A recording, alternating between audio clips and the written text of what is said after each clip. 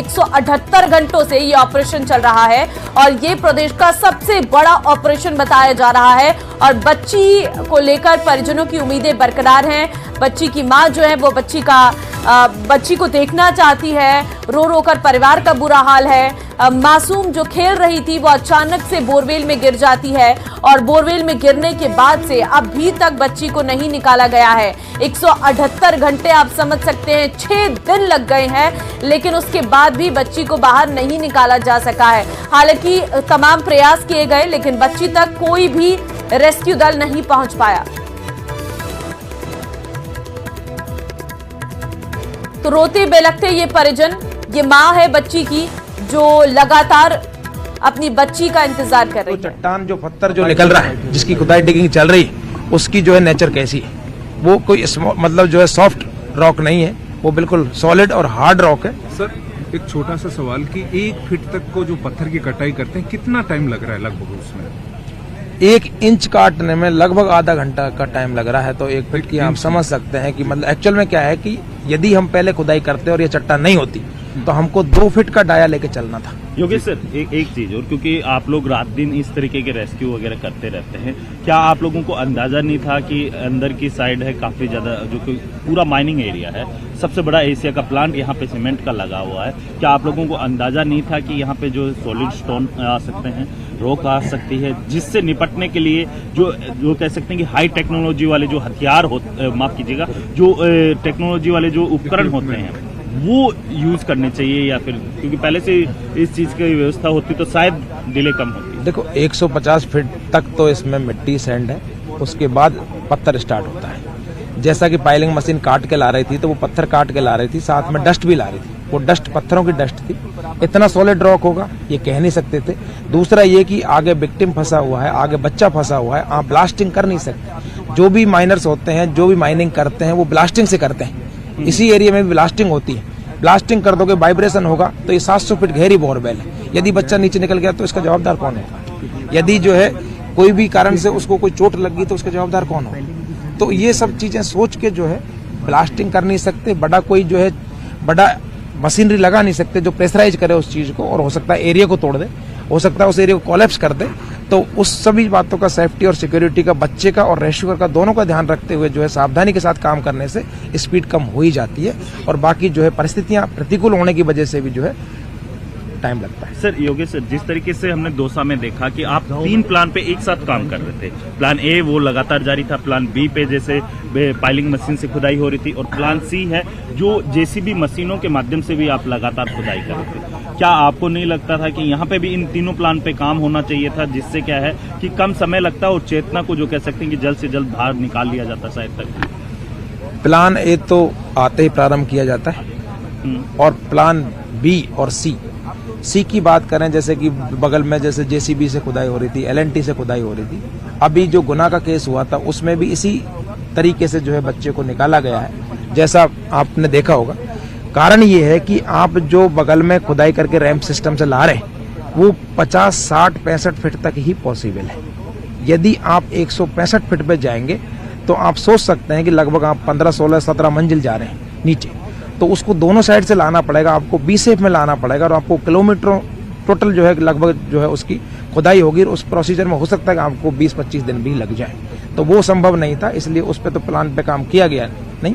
और इसके अलावा पाइलिंग मशीन जैसे अरेंज हुई उससे भी काम तुरंत स्टार्ट कर दिया गया। सर अब कितने फीट तक खुदाई हो चुकी है? एक्यूरेट कितनी हो चुकी है अभी तक अगर टनल की बात की जाए? 6 फीट के लगभग जो है अब तक खुदाई हुई है, बाकी 8 फीट तक हमको खुदाई कर रही है। 8 फीट कुल होगी?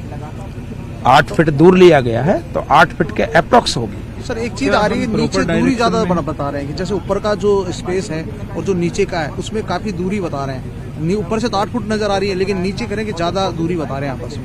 नहीं, हमको तो दूरी नहीं बताई गई, हो सकता है आपको किसी ने बताई गई। 10 तरह की भ्रांतियां जो है आती हैं और उसमें हम उसको कुछ कह नहीं सकते, लेकिन जिस बार एक्सपर्ट आए थे उन्होंने कोई खास ऐसी दूरी नहीं बताई। हल्का फुल्का जो है माइनर डिग्री का चेंजेस आ सकता है।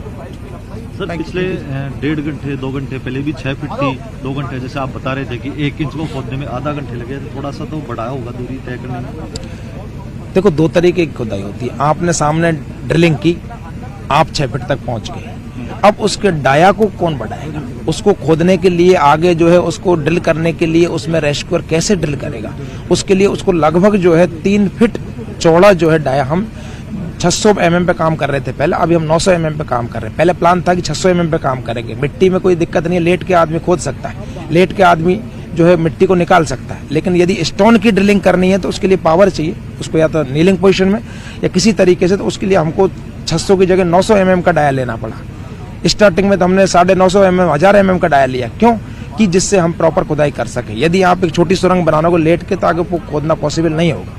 ये कारण समय लगने का कारण है, एक तो जो है एरिया बढ़ाना, जो 2 फीट की जगह हमने 3 फीट कर लिया, 600 की जगह 900 कर लिया, और साथ ही जो है चट्टान आना। सर भीलवाड़ा और खेतड़ी से आपने जो हाई टेक्निक उपकरण मंगवाए थे, क्या उसका बेनिफिट मिला, उसमें सहूलियत मिली आपको रेस्क्यू में? वो जो उपकरण मंगवाए थे ये चेक करने के लिए मंगवाए थे कि क्या हम जो है सही दिशा में बढ़ रहे हैं, क्या हम कहीं भटक तो नहीं गए हैं। हल्का सा चेंजेस भी काफी लंबा चेंजेस हो सकता है, काफी दिक्कत कर सकता है, पैदा कर सकता है, इसलिए इसको क्रॉस चेक करवाने के लिए हमें सभी विधियां यूज की। हमने 3 जगह से बुलाए माइनिंग वाले और उनके इंजीनियर से चेक करवाया। उन्होंने कहा कि आप सही दिशा में बढ़ रहे हैं। यहाँ लोकल मिस्त्री बुलाए जो गुणिया मिलान करते हैं, उन्होंने भी बताया कि आपका डायरेक्शन सही है। तो ये हम 3-4 तरीके से क्रॉस चेक किया कि हम जब इतना धीरे धीरे बढ़ पा रहे हैं इन दिक्कतों के कारण, तो हम क्यों ना उसको क्रॉस चेक करवा लें, हमारे पास टाइम। उम्मीद की जा सकती है कि आज रेस्क्यू ऑपरेशन अपने हाँ, उम्मीद कर सकते हैं कि हम उसकी तरफ बढ़ रहे हैं, टारगेट की तरफ। Thank you sir. Thank you sir.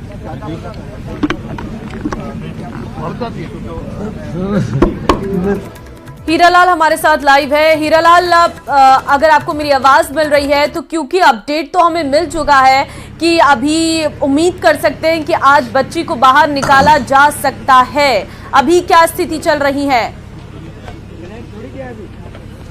जी बिल्कुल, मैं बताना चाहूंगा कि 177 घंटे से ज्यादा का समय बीत चुका है, लगातार रेस्क्यू ऑपरेशन जारी है। जिस प्रकार से अभी जो एनडीआरएफ के असिस्टेंट कमांडेंट योगेश कुमार ने बताया कि उनका ऑपरेशन है लगातार जारी है। जो नीचे ऑपरेशन को अंजाम देने वाले जवान है, उस चट्टान को जो हार्ड रॉक है उसको काटने के लिए लगातार वो प्रयासरत है, और जिस प्रकार की जो चुनौतियां उनके सामने आ रही है उनका सामना भी वो कर रहे हैं, क्योंकि उनके सामने जो फर्स्ट प्रायोरिटी है बच्ची को, जो विक्टिम है, जो बच्ची उसमें फंसी हुई है 163 फीट की गहराई में फंसी हुई है, उसको बाहर निकालने की जो कोशिश है वो लगातार जारी है। तस्वीरों में मैं दिखाना चाहूंगा कि वो जो पाइलिंग के जरिए जो 170 फीट का जो गड्ढा खोदा गया था उसमें ऑक्सीजन पाइप पहुंचाया जा रहा है, क्योंकि नीचे लगातार जो रेस्क्यू ऑपरेशन में जो जवान जुटे हुए हैं उनको किसी प्रकार की परेशानी नहीं हो। जो जवान वहां थक जाते हैं, वो जब बाहर उनको लाया जाता है, तो मैं तस्वीरों में ये भी दिखाऊंगा किस प्रकार से, क्योंकि नीचे का जो जितनी चुनौतियां हैं, जो परेशानियां हैं, उनको यहाँ बाहर लाया जाता है, उनको अलाव के पास बैठाया जाता है ताकि वो उनको सर्दी से बचाया जा सके, क्योंकि नीचे जो गर्मी है अचानक से वो ऊपर आता है, क्योंकि मौसम बड़ा ठंडा है, माइनस जो तापमान है वो काफी माइनस में जा रहा है, ओस भी गिर रही है, अभी जो काफी धुंध है, तो उनको किसी प्रकार का जो मौसम में जो परिवर्तन हो रहा है उसकी वजह से उनको दिक्कत नहीं हो, तो अलाव के पास बैठा है ताकि उनको गर्मी महसूस हो। साथ ही उनको दूध पिलाया जाता है। लगातार जो रेस्क्यू ऑपरेशन है, पाइलिंग मशीन यहाँ एहतियात के तौर पर खड़ी कर रखी है, क्योंकि जब जो खुदाई होती है और जो मिट्टी नीचे जमा हो जाती है, उस मिट्टी को निकालने के लिए इस पाइलिंग मशीन के जरिए उस मिट्टी को बाहर निकाला जाता है। साथ ही जो भीलवाड़ा, खेतड़ी और अजमेर से जो उपकरण मंगवाए गए थे ताकि जो टनल की खुदाई की जा रही है वो सही डायरेक्शन में जाए, किसी प्रकार 1-1 इंच जो उनके लिए खुदाई का जो कार्य किया जा रहा है वो गलत दिशा में नहीं जाए, ताकि बच्ची तक जल्द तुरंत पहुंचा जाए और इस रेस्क्यू ऑपरेशन को जल्द से जल्द समाप्त किया जाए। यही उनकी प्रायोरिटी है, इसलिए उन्होंने बाहर से उपकरण भी मंगाए थे। माइनिंग जो अधिकारी है, माइनिंग इंजीनियर है, एक्सपर्ट है, उनको भी यहाँ बुलाया था, उनसे भी चर्चा की थी, किसी प्रकार की जो लापरवाही नहीं हो। जिस प्रकार से हमने देखा कि 177 घंटे से लगातार जो खुदाई का कार्य है, क्योंकि 7 दिन पूरे हो चुके हैं, 8वां दिन चल रहा है, तो और समय नहीं लगे, आज इस रेस्क्यू ऑपरेशन को ये समाप्त कर सके, ये तमाम कोशिशें इन अधिकारियों द्वारा की जा रही है। जी ठीक है, लगातार रेस्क्यू ऑपरेशन चल रहा है। परिवार वालों से कोई बातचीत हो पाई है आपकी?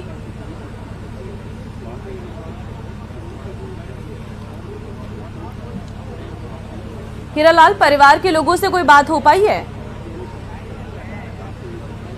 जी बिल्कुल, देखिए हमने परिवार के लोगों से बात करने की कोशिश की थी, पहले भी हमने उनके बात करके उनकी जो पीड़ा थी हमने दर्शकों तक पहुंचाई थी, लेकिन बार बार उनके पास जाकर उनके दर्द, क्योंकि जो बच्ची उनसे दूर है, जो दर्द उनके सीने में है, उस दर्द को और हम नहीं बढ़ाना चाहते, इसलिए हम बात करने में थोड़ा सा वो असहज भी महसूस हो रहे थे। लेकिन उनके जो दादा हैं, उनके जो बच्ची के जो चाचा हैं, वो लगातार हमसे संपर्क में हैं और हम उनसे लगातार बात भी कर रहे हैं। उनकी जो पीड़ा है वो आपसे साझा भी कर रहे हैं, लेकिन उनका कहना है कि कहीं ना कहीं जो देरी हुई है उसमें जो नाकामी रही है प्रशासन की, वो कहीं ना कहीं इस पूरा सिस्टम पे एक सवाल खड़ा करती है। उनकी यही गुहार है कि जो बच्ची को जैसी भी स्थिति में हो जल्द से जल्द उसको निकाल कर उनके सुपुर्द किया जाए। लेकिन सबसे बड़ा सवाल होता है क्योंकि 177 घंटे का जो समय बहुत लंबा समय होता है, बिल्कुल बहुत लंबा समय होता है, लेकिन रेस्क्यू ऑपरेशन लगातार जारी है। आपसे अपडेट लेते रहेंगे हिला राज। फिलहाल आपका बहुत धन्यवाद।